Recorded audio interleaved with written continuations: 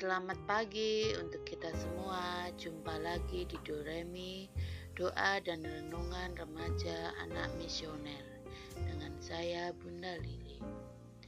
Hari ini hari Senin tanggal 9 Maret 2026 merupakan hari Senin pekan 3 Prapaskah, perayaan fakultatif Santa Francisca Romana, Janda Santo Gregorius dari Nisa, Uskup dan Bapak Gereja, 40 martir dari Sebastian. Marilah kita menyiapkan hati kita untuk berdoa di pagi hari ini. Kita awali dengan tanda kemenangan Kristus dalam nama Bapa dan Putra dan Roh Kudus. Amin. Marilah kita berdoa. Selamat pagi Bapa, selamat pagi Yesus, selamat pagi Roh Kudus, selamat pagi Bunda Maria. Syukur dan terima kasih ya Tuhan, di hari yang baru ini kami masih boleh berjumpa lagi di Doremi ini dalam keadaan sehat. Ya Bapa, ke dalam tangan-Mu kami serahkan aktivitas kami sepanjang hari ini di dalam penyertaan-Mu. Demi Kristus, Tuhan dan Juru Selamat kami. Amin. Tuhan besertamu dan sertamu juga. Inilah Injil Tuhan kita Yesus Kristus menurut Santo Lukas. Dimuliakanlah Tuhan. Ketika Yesus datang ke Nazaret, ia berkata kepada umat di rumah ibadat, "Aku berkata kepadamu, sesungguhnya tidak ada nabi yang dihargai di tempat asalnya. Tetapi aku berkata kepadamu, dan kataku ini benar.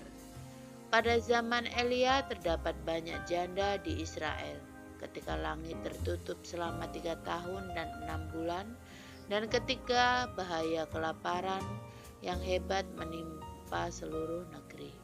Tetapi Elia diutus bukan kepada salah seorang dari mereka, melainkan kepada seorang janda di Sarfat di tanah Sidon. Dan pada zaman Nabi Elisa banyak orang kusta di Israel, tetapi tidak ada seorang pun dari mereka yang ditahirkan selain daripada Naaman orang Syria itu." Mendengar itu, sangat marahlah semua orang yang di rumah ibadat itu. Mereka bangun lalu menghalau Yesus keluar kota dan membawa dia ke tebing gunung, tempat kota itu terletak, untuk melemparkan dia dari tebing itu. Tetapi Yesus berjalan lewat dari tengah-tengah mereka, lalu pergi. Demikianlah Injil Tuhan. Terpujilah Kristus. Baik Bapak Ibu dan anak-anak yang dikasihi Tuhan, kita sudah mendengarkan Injil Tuhan di pagi hari ini. Dari Injil yang kita dengar pada hari ini menggambarkan bahwa tetaplah setia saat ditolak.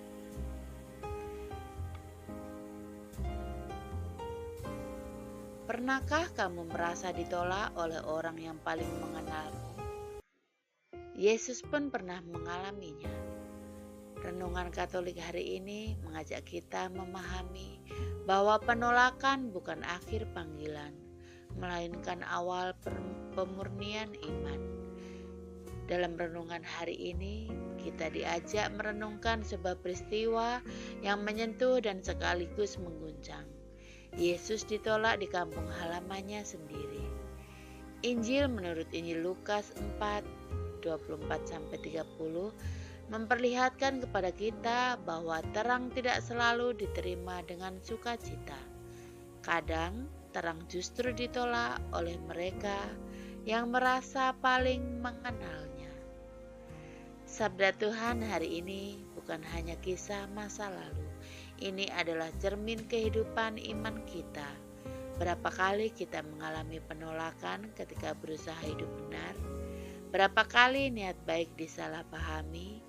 Dalam renungan harian Katolik hari ini, kita belajar tentang kesetiaan, keberanian, dan keteguhan dalam menghadapi penolakan.